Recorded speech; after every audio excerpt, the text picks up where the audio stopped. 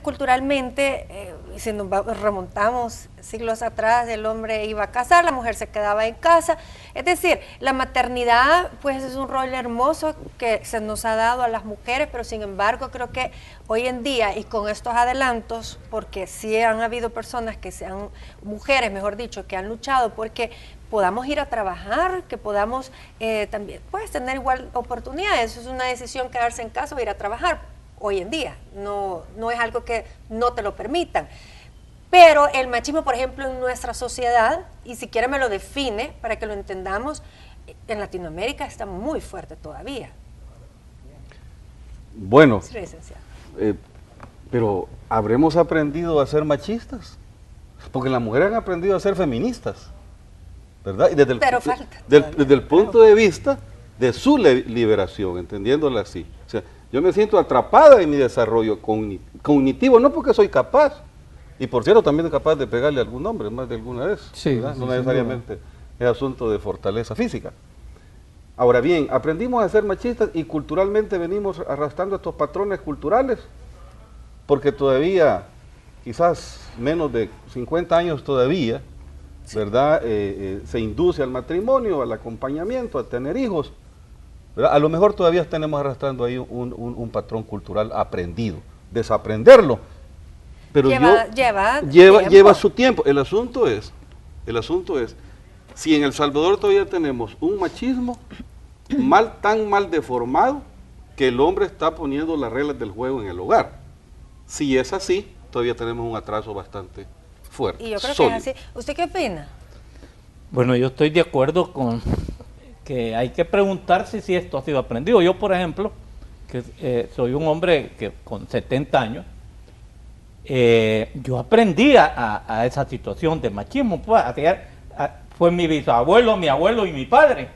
Entonces yo necesariamente adquirí ese carácter, que son las cosas que uno adquiere. Pero no solo las adquiere de ellos, ni por una conducta imitativa, sino que uno lo miraba cuando leía literatura, por ejemplo. Uno miraba a Vargas Vilas que decía, bueno, las mujeres cuando están jóvenes andan viendo cómo conquistan a los hombres, pero ya viejas andan viendo cómo conquistan a Dios. Entonces uno decía, bueno, aquí hay una cosa que nos está aclarando cómo actúan.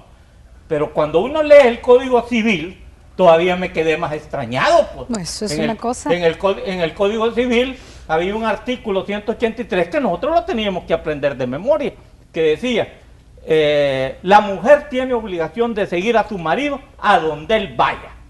Y si no va, tiene derecho a quitarle los alimentos. Uno decía, bueno, ¿esto cómo es, vea? 1860. Entonces uno, las películas, todas las películas mexicanas, las rancheras, entonces la música. Todo eso, como dice Rafael, nos formó un carácter, la educación que teníamos. Entonces uno debe entender eso. Ahora, hay machismo de machismo, porque el machismo así de este mexicano que nosotros aprendimos a través de las películas, de golpear a una mujer, de ser agresivo, ese es uno, negativo, nefasto, odioso, si se quiere. Pero hubo machistas, por ejemplo, como pudo haber sido el abuelo de Jaime o el abuelo de alguno de ustedes, que fue un machista que amó a una mujer y le educó sus hijos, y que también se enamoraba de otra mujer y le educaba a los hijos que había tenido con otro. Era un ejecutivo, no es como estos de hoy, ¿verdad? Que las abandonan con la que se casan y con la que encuentran. O sea, hubo un machismo que realmente era responsable, y voy a esto por lo siguiente. Porque entonces, está como la infidelidad responsable. El inicio del feminismo, por ejemplo, viene de la responsabilidad, porque fue el existencialismo, porque, tal como dice Ima, es una filosofía política, social, que hoy hasta se ha vuelto económica, ¿va? Porque el mercado sabe que las que más gastan en el mercado son las mujeres. Entonces a ellos les interesa que la mujer trabaje, se libere, gaste y consuma. Eso debe verlo uno así también, que hay un juego económico en esto. Pero antes de eso, de haber caído en este neoliberalismo, caímos con una liberación agradable que planteó esa filosofía política y social, ¿verdad? Porque el existencialismo lo que sostenía era que en sí que las emociones, las pasiones y los sentimientos son antes que la razón. ¿Y por qué se debe esto? Porque antes las mujeres en esas etapas oscuras solo tenían deberes, hoy tienen derechos. Claro. Antes solo había la autoridad de por medio, hoy venía la razón, pero los existencialistas antes de la razón vienen esas emociones que tienen las mujeres, esos sentimientos, esas pasiones por sentirse con el mismo poder que tienen los hombres. Ahora, doctor, bueno, yo creo que para ir cambiando estos pensamientos, yo no sé si usted tiene hijos. Sí, hijas, nada más. Solo hijas, imagínense. Solo Ojalá hijas. que no estén casados con machistas, pero bueno. Alejandra, no, yo veo una generación que está cambiando. Yo veo una generación de hombres que se están quitando ese traje machista arraigado, porque son patrones de comportamiento que las mujeres reforzamos en el hogar. Y aquí está la clave, porque las mujeres somos las educadoras prácticamente. Sí, a mí me gustaría empezar diciendo que machismo y feminismo no son antagónicos, como suele creerse. En primero, porque hay que definir qué es el machismo, ¿verdad? Y qué es el feminismo. Entonces, el machismo tiene que ver con la opresión, el machismo tiene que ver con la violencia, el machismo tiene que ver con la represión, y en cambio el feminismo podríamos decir que es sinónimo de igualdad, que es sinónimo de participación, que es sinónimo de lucha. Y en ese sentido, ya como decía Ima, data al siglo XVIII, por ejemplo, con Olympia de Gouges en plena Revolución Francesa, que cuando se gana la Revolución Francesa se declara los derechos del hombre y del ciudadano, dejando fuera a las ciudadanas. Y es así como esta mujer escribe los derechos de la mujer y de la ciudadana, y es por eso que es aguillotinada por sus mismos compañeros. Entonces ahí podemos tener a liberales, a luchadores sociales, pero que siguen teniendo manifestaciones machistas, dejando fuera a las mismas mujeres que para luchar sí son sus iguales, pero que a la hora de poder disfrutar de algunos beneficios que esas luchas han generado, pues ya no son sus compañeras, ¿verdad?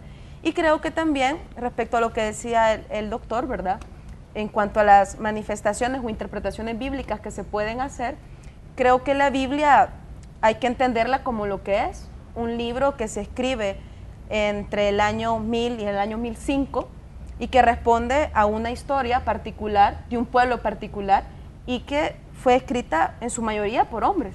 Y que por tanto, hay que hacer las interpretaciones debidas, porque si vamos a hacer una interpretación de Génesis 1:27, en el que efectivamente es una línea sacerdotal la que escribe, una línea bastante progresista, porque incluso del Génesis se puede hablar de 4, digamos, experiencias teológicas, ¿verdad? Entonces la línea sacerdotal era así, una línea de igualdad, pero habían otras líneas. Por ejemplo, si leemos más arriba el Génesis 1:1, en el Génesis 1:1 hay otra interpretación, y si leemos otras versiones de la Biblia y otros textos bíblicos, por ejemplo, habrá un texto bíblico que diga que una mujer que es abusada sexualmente debe de ser dada al agresor. Entonces no nos podemos basar en textos así, literalmente, porque entonces, ¿será que eso es lo que tenemos que hacer? Creo que se ha avanzado mucho, creo que la ciencia, la historia, la cultura ha avanzado lo suficiente y hay diversas disciplinas antropológicas y demás que nos pueden permitir acercarnos a realidades que son mucho más complejas desde ahí, desde esa complejidad que abordan.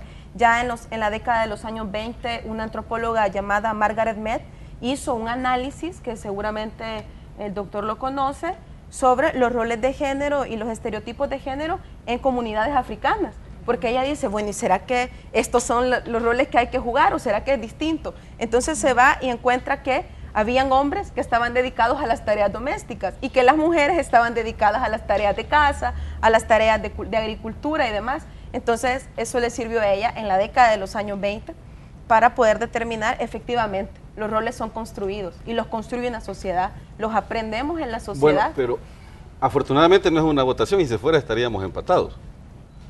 ¿Quién sabe? Porque las mujeres todavía no están votando por las mujeres, están votando por hombres. Yo lo que veo que, voy a hablar de mi cultura salvadoreña, ¿verdad? ¿Será que en El Salvador tal vez no hay una lucha entre machistas y feministas? El asunto es que el feminismo quiere corregir graves errores del machismo, ¿sí? Pero no siempre lo quiere corregir porque a veces son olas de feminismo, ¿verdad? Hay un ejemplo que dice, no, yo puedo cambiar la llanta del carro, usted no, porque yo tengo fuerza. Bueno, no quiere que sea un caballero. Pero, o sea, hay varias anécdotas de estas interpretaciones. El feminismo desde el punto de vista revolucionario, hay un feminismo socialista, capitalista, hay de todo un poco, Sí. ¿ya? Pero ojo, yo pienso también, nosotros en El Salvador, ¿qué ejemplos tenemos? Prudencia, que dijo, bueno, también tenemos derecho a hacer políticas y votar, Así es. ¿verdad? Fue un feminismo revolucionario desde los derechos civiles y políticos de la mujer salvadoreña. En otras sociedades fue de otra manera la liberación de la mujer, pero para mí hay atrasos en los dos sentidos, ¿verdad? En el machismo y en el feminismo. Y voy a tratar de fundamentarlo. Por ejemplo, hay feminismo y machismo religioso. Ustedes se ponen a seguir discutiendo asuntos teológicos, les aseguro que va subiendo la temperatura. En El Salvador tenemos el 14% de analfabetismo y todavía en el campo hay señoras que tienen 12 hijos siguiendo la línea vertical que Dios ha dicho. Dios no me ha dicho que pare de tener hijos, ¿ya? Y está el hombre todavía creyendo que fue la manzana, la de la discordia y que viene de Adán y Eva. Pero eso no es feminismo, No, porque por yo creo que supuesto sí sería no, importante para no confundir a la pero gente. se sigue que- en una lucha. Nosotros queremos liberarnos de ustedes, que tenemos derecho, lo cual para mí me parece loable, porque a mí solo ver niñas prostituyéndose en la calle, cuando uno ve ese caso de Hombres que pagan por Hombres tener que- sexo con personas en- menores de edad y- o adultas. cuando uno- es O que que no hay- pagan, pero que cuando igual ve sostienen relaciones esos con mujeres documentales menores de 18 en años. Malasia, que las niñas de 14 años por $400 se van a un hotel y pasan un mes con un hombre que les paga $400 para comprar la virginidad, y con esos 400, además queda embarazada, mantienen un rato a su mamá y después se Pero aquí hay prostituyen. venta de niños. Pero también. aquí también existe eso. Y Claro, venta así de es, niños. claro. Eso Totalmente. es lo dramático.